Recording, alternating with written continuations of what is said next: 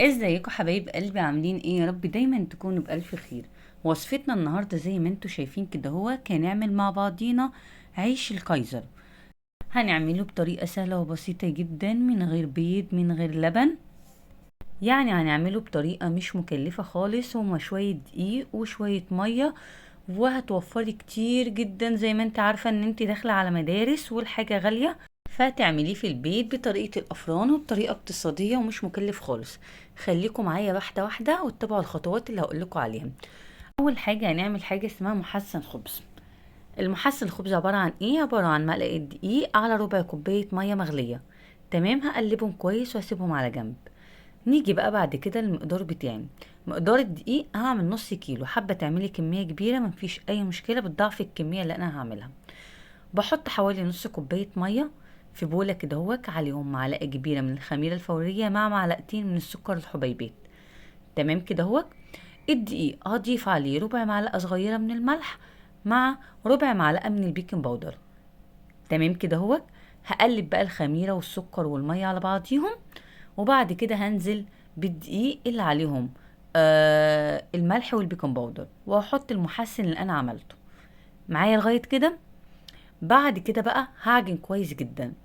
المية اللي انا بعجن بيها مية من الحنفية عادية خالص. هعجن تدريجيا يعني، وانتي بتعجني تنزلي المية تدريجيا كده. هو زي ما انتوا عارفين انا ما بنزلش المية مرة واحدة، انا بنزل المية شوية بشوية لغاية ما تبقى العجينة بتاعتي طرية. بعد ما هعجنها، ركزوا بقى معايا في الحتة دي، هضيف ربع كوباية من الزيت. تمام كده هو. واعجن كويس جدا. هتحسي ان العجينه بقت سايله معاكي، لا اعجني لغايه ما تحصلي على القوام اللي انت شايفاه قدامك دوت. عجينه ملمسها ناعم وطري، مش اللي هي طريه قوي ولا يبس قوي. واحط لمسه زيت خفيفه كده من على الوش، واروح مغطيهم. كميه بقى الميه اللي انا استخدمتها قد ايه؟ الازازه اللي هي النص لتر ديت استخدمت نصها. سبتها بقى تخمر. بصوا بسم الله ما شاء الله، خمرت كويس جدا. يعني سبتها لغاية ما تضاعف حجمها تقريبا كده، هو خدت معايا وقت خمر نص ساعة. تمام كده هو.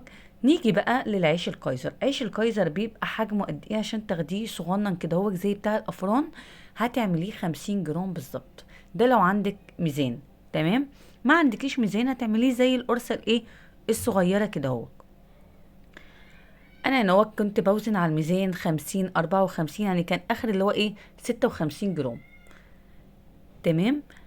بسم الله ما شاء الله، النص كيلو هيعمل لي كمية حلوة جدا. انا هنا قطعت النص كيلو كله. بعد كده بقى هبدأ اني انا اكور العجين بتاعي. زي ما انتم متعودين انا بحب ان انا ايه، اكورها على الصينية او على الرخامة. بتتقفل معايا حلوة قوي من تحت، غير ما انت تعمليها بايدك. وبعد كده هغطي وشها، اهم حاجة عشان وشها ما ينشفش مني. بعد بقى ما اخلص الكمية كلها، بجيب بقى واحدة واحدة كده ابططها زي القرصة، واتني الطرف اليمين على طرف الشمال زي ما انتوا شايفين كده يعني ببطط خمرها، مش اللي هو ببططها قوي، ما تعمليش بعنف ان انت تفرديها قوي. وبعد كده ابدأ ان انا ايه، اتنيها الجنبين على بعضيهم. تمام كده همسك واحدة واحدة اعملها بالشكل اللي انتوا شايفينه ده. باخد القطعة كده على ايدي، وبططها كده زي ما انتوا شايفين، وامسك طرف طرف واعمله كده دي بتخلي بقى الكايزر بتاعي مهوي ومفرغ كده هتشوفوا في الاخر لما الكايزر يستوي هيبقى عامل ازاي كده من جوه. بصوا بقى القفله بقى اللي لما عملتها كده على الصينيه، القفله بسم الله ما شاء الله بتطلع مقفوله حلوه قوي من تحت. هوريكم واحده تانية عشان ما اطولش عليكم.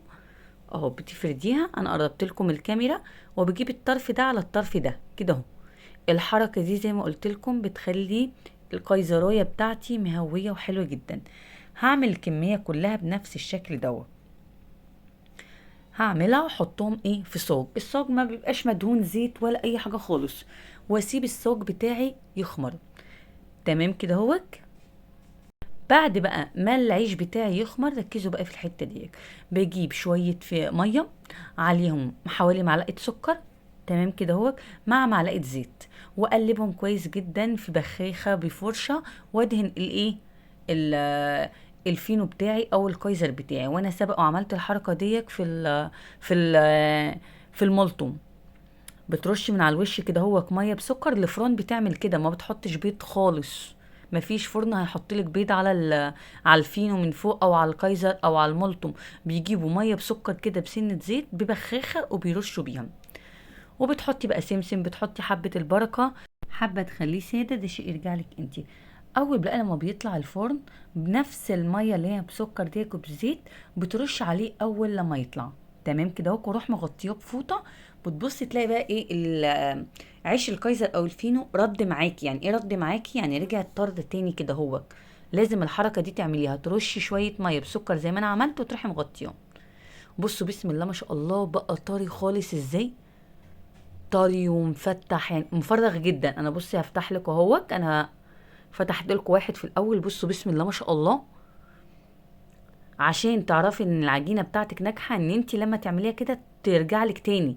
لكن لو مش ناجحه اول لما تدوسي عليها هتبصي تلاقي ايه مسكت، بقت عامله زي العجين كده هو. لكن هي بسم الله ما شاء الله طالع هش وطري وحلو جدا. لو انت حابه ان انت تعملي كميه كبيره وتحطيها في كيس في الفريزر، وتيجي وقت ما تيجي تعملي سندوتشات تطلعي تسخنيه في الميكرويف او في الفرن وتعملي السندوتشات بتاعتك، مفيش اي مشكله، شيء يرجع لك. اتمنى ان انتوا تجربوا الطريقه دي وصدقوني مش هتندموا، وبالف هنا وشفا على قلبكم.